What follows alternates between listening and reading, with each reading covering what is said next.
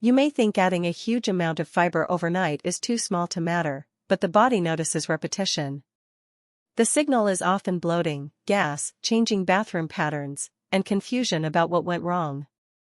Most people blame willpower, age, or a chaotic schedule. But the useful question is how the gut needs time, fluid, and variety to adapt to more fermentable food.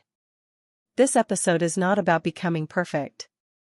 It is about making one thing easier: raise fiber slowly enough for the gut to cooperate. If you are among people trying high-fiber eating after seeing wellness trends, the problem is rarely a lack of information.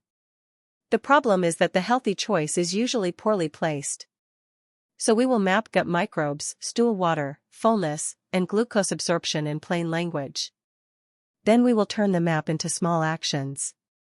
No miracle claims, no shame, and no complicated routine. Just a pattern you can test in real life. Topics like this travel fast because they match modern routines. People sit longer, sleep later, snack faster, and outsource more decisions to devices. That makes adding a huge amount of fiber overnight feel normal.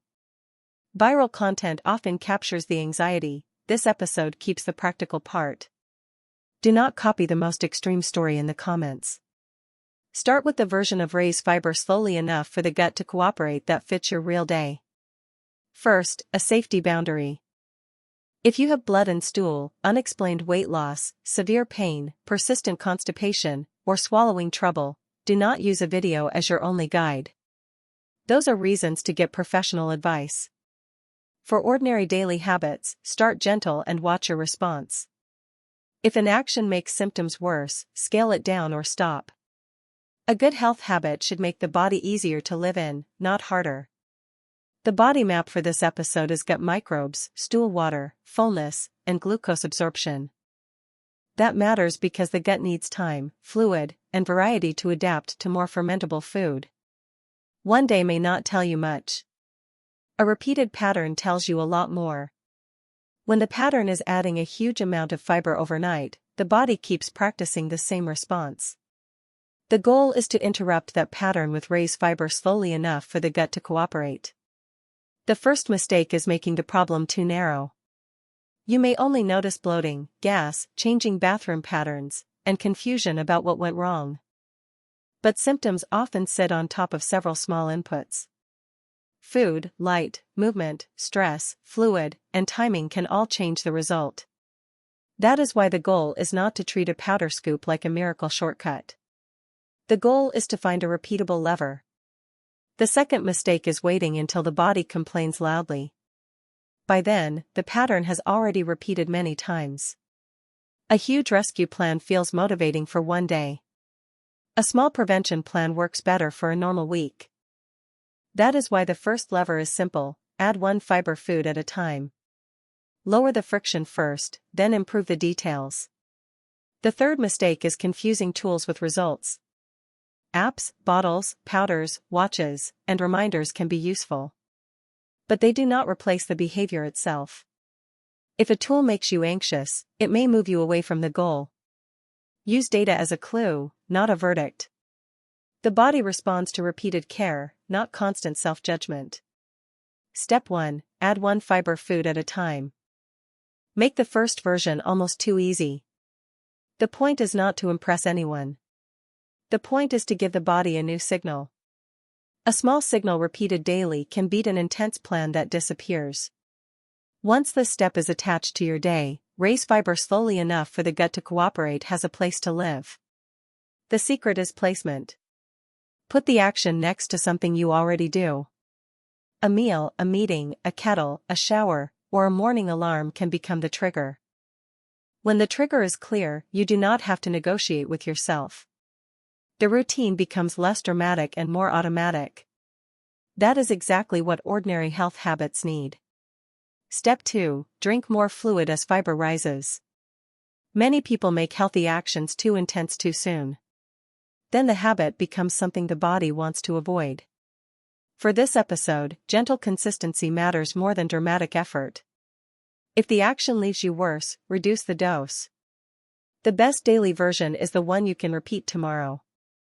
Use the conversation test.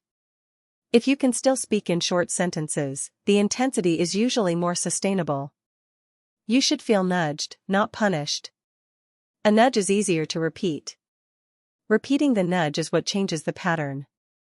Do not chase a heroic day, build a normal week. Step 3. Spread fiber across meals. A busy day is not a failed day. It simply needs a smaller version of the habit. Short actions can still change the signal the body receives. Several small resets often fit better than one perfect block. The body cares that the pattern changed, not that it looked impressive. This is where people often underestimate tiny routines.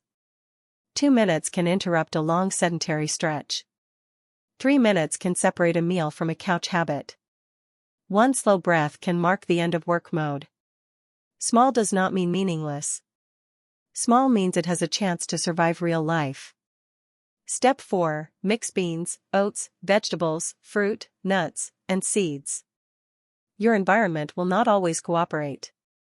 Weather, travel, deadlines, and family schedules will test the routine. Prepare the fallback before you need it. The fallback should be simple enough to do on a bad day. A reliable fallback keeps one imperfect day from becoming a lost week. A fallback is not a downgrade. It is the bridge that keeps the habit alive. It can be shorter, quieter, slower, or indoors. It can use what is already around you. The goal is to remove the decision load.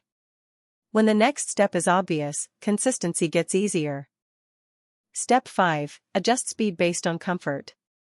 Do not only ask whether you completed the habit. Ask how the body responded. Maybe bloating, gas, changing bathroom patterns, and confusion about what went wrong becomes a little less intense.